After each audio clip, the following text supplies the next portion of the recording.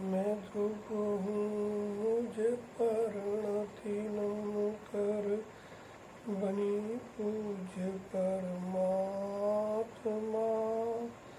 उसने सारे जग को बताया परम पूज्य ध्रुव आत्मा। द्रव्य दृष्टि प्रकाश प्रश्नोत्तरी नामक ग्रंथ, जिसमें आज चर्चा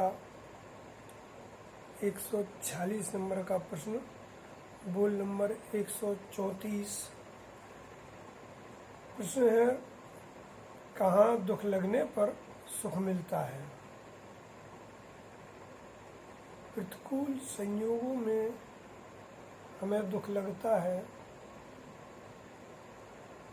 कोई अपमान कर दे तो दुख लगता है, हमारा अपराध प्रकट हो जाए तो दुख लगता है, लेकिन विकल्प में दुख नहीं लगता है, क्योंकि विकल्प की आवश्यकता वस्तु स्वभाव में नहीं है।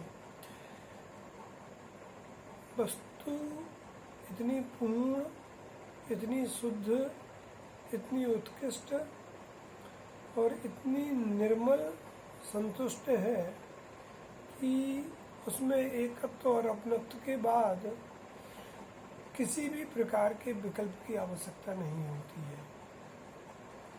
उत्तर देखें सोगानी जी, इसमें क्या बताना चाहते हैं। विकल्प में इतना तीव्र दुख लगे तभी सुख की ओर जाता है तो सुख मिलता है।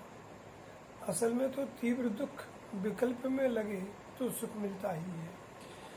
हम और आपको विकल्पों में दुख नहीं लगता है। दुख लगता है तो बाह्य शरीर की प्रतिकूलता या शरीर को प्रतिकूल संयोग या अनुकूल संयोगों का अभाव अथवा अपने विकल्प की पूर्ति न होना, ये सब तो दुख के निमित्त हैं। वस्तुतः निर्विकल्प तत्व से उपयोग हटकर बाहर जाता है, यही दुख है। क्योंकि वस्तु निर्विकल्प क्यों है, स्वाज्ञायक आत्मा निर्विकल्प क्यों है? क्योंकि वह पूर्ण है और पूर्ण में विकल्प नहीं होते हैं। आदरणीय बाबू युगल जी एक बात कहते थे, पूरे भरे हुए कलश को जल का दान कौन दे सकता है? ऐसे ही पूरे भरे हुए भरचक आत्मा को विकल्प की क्या आवश्यकता है? इसलिए उसे निर्विकल्प कहा है।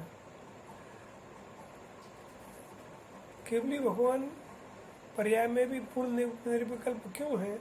क्योंकि अंदर में जैसी निर्विकल्पता थी वो उनकी पर्याय में प्रकट हो गई। इसलिए असल में तो तीव्र दुख विकल्प में लगे तो सुख मिलता ही है, दुख नहीं लगता है। विकल्प चलते रहते हैं, एक के बाद एक। गुरुदेव कहते हैं इसके लिए कि पौनी होती ना, गांधी जी के चरखे में जो पौनी लगाते थे सूत काटने के लिए, तो एक पौनी खत्म हो तो दूसरी लगा दे, दूसरी खत्म हो तो तीसरी लगा दे। इसी प्रकार एक विकल्प टूटे तो दूसरा विकल्प, दूसरा विकल्प टूटे तो तीसरा विकल्प। इस तरह से ये विकल्प के नए नए गेहों को लेके करता रहता है, तो उसे दुख बना रहता है। यदि ये अपनी आत्मा के निर्विकल्पता को पहचाने, पूर्णता को पहचाने, सर्वस्वता को पहचाने, अनंतता को पहचाने, अखंडता को पहचाने, आश्चर्यता को पहचाने, तो इसे विकल्प की जरूरत ही नहीं रही। और एक बार निर्विकल्पता होने के बाद यदि विकल्प आते भी हैं तो उनकी कोई कीमत नहीं रहती है। इसी में लिखते हैं निहाल भाई आगे, पछाड़ खा के मर जाते हैं विकल्प। इसलिए अपने ज्ञान को निर्विकल्प समझें, पूर्ण समझें, और कोई भी विकल्प की जरूरत नहीं है।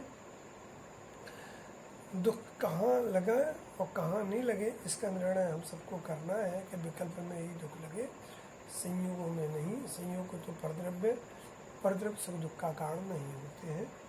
जा वाणी के ज्ञान थे सूझे लोकालोक, सो वाणी मस्तक नमो सदा देत।